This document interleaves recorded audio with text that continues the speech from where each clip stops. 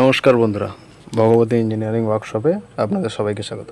আজকে একটি generator service করতে গেছিলাম। দেখতেই পাচ্ছেন ডগ রিসর্ট।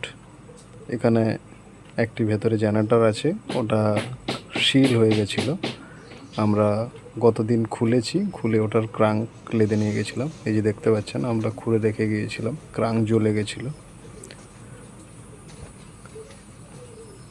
পুরো ইঞ্জিন ফুল রিপেয়ারিং হচ্ছে, ফুল ক্রাঙ্কের কাছ থেকে শুরু করে লাইনার, পিস্টন, হেড দেখেছেন সব, একটা নাট গায়ে লাগানো নেই, প্রত্যেকটা খোলা। আর আমাদের নিট অ্যান্ড ক্লিনভাবে পরিষ্কার পরিচ্ছন্নভাবে ক্রাঙ্ক পালিশ হয়ে চলে এসছে। আপনারা দেখতে পাবেন ইঞ্জিনটা কি অবস্থায় আছে, লাস্ট পর্যন্ত দেখতে পাবেন। হেড রেডি হয়ে গেছে, লাস্ট পর্যন্ত দেখতে পাবেন ইঞ্জিনটা কি অবস্থায় দেখা যায়। এই যে দেখতেই পাচ্ছেন ইঞ্জিন ক্রাঙ্কেস ধোয়া মোছা রেডি হয়ে ক্রাঙ্ক ফিটিং হয়ে গেছে, ওয়েট ফিটিং হয়ে গেছে। বুশ টাইপ কির্লোস্কার ইঞ্জিন, পিপি type 87.5 mm।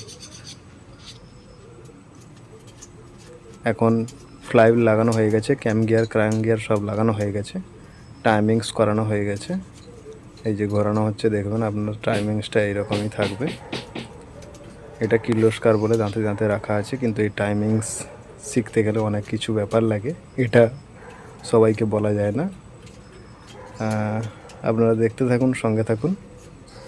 Mobil pressure pipe fitting হয়ে গেছে, লাইনার পিস্টন, এবারে লাইনার পিস্টন ফিটিং হবে, দেখতেই পাবেন। ব্লক পরিষ্কার হচ্ছে, এখন পিস্টন ফিটিং হয়ে গেছে। দেখতেই পাচ্ছেন অরিজিনাল কির্লোস্কারের 87.41 আছে। মোবিল ঢালানো হচ্ছে, ইঞ্জিনের রক্ত, আমাদের শরীরে যেরকম রক্ত থাকে ইঞ্জিনের তেমনই রক্ত ঢালা হচ্ছে ফুল কমপ্লিট করে। এরপরেই হবে স্টার্ট মোশন। আমরা যেরকম রক্ত ছাড়া এক বিন্দু বাঁচতে পারবো না, ইঞ্জিনও তেমন মোবিল ছাড়া একটুও চলতে পারবে না। মোবিল ঠিক মাপে ঢেলে দিয়ে, এটা সার্ভো, মোবিল ঠিক মাপে ঢেলে দিয়ে গেজ চেক করতে হবে।